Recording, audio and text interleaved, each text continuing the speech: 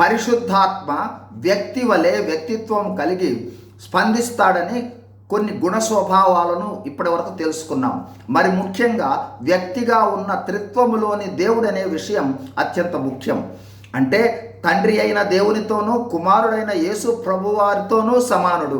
త్రిత్వమైన దేవుడని మత్తయి సువార్త 3:16, 28, 19, 1 కొరింథీ 12, 4 నుండి 6 వచనాలు, 2 కొరింథీ 13, 4 వచనాల ద్వారా మనం గమనించవచ్చు. పరిశుద్ధాత్మ దేవుడని అపోస్తుల కార్యములు 5:34లో పేతురు అననీయాతో పరిశుద్ధాత్మను ఎందుకు మోసపుచ్చితిరి అంటూ దేవునిని ఎందుకు మోసపుచ్చారు అంటారు.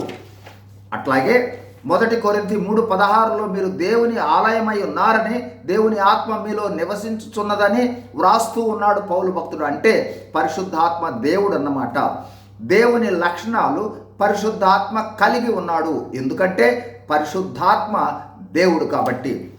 1, పరిశుద్ధాత్మకు సర్వజ్ఞాని అని చెప్పబడింది.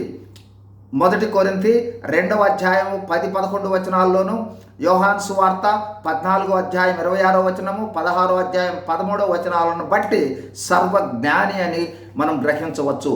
2, సర్వము వ్యాపించి ఉన్నవాడని కీర్తనల గ్రంథము 139, 7, 8 వచనాలను బట్టి చూడవచ్చు. 3, పరిశుద్ధాత్మ నిత్యుడని లేదా శాశ్వతత్వము గలవాడని హెబ్రీ 9:14లో మనం చూడవచ్చు. అంతేకాదు విమోచన కార్యంలో పరిశుద్ధాత్మ పాత్రను గుర్తించవచ్చు. 4, పరిశుద్ధాత్మ ప్రభు అని 2 కొరింథీ 3:17లో చూడవచ్చు. ప్రభు అంటే దేవుడు. 5, ఆదికాండము 1వ అధ్యాయం 1-2 వచనాల్లో చూస్తే పరిశుద్ధాత్మ సృష్టి కార్యంలో పాల్గొన్నాడు. ఈ విషయం యోబు 33:4లో కూడా చూడవచ్చు. 6, బైబిల్ రచనను సాధ్యం చేసింది పరిశుద్ధాత్మ అని 2 పేతురు 1వ అధ్యాయము 21లో చూడవచ్చు.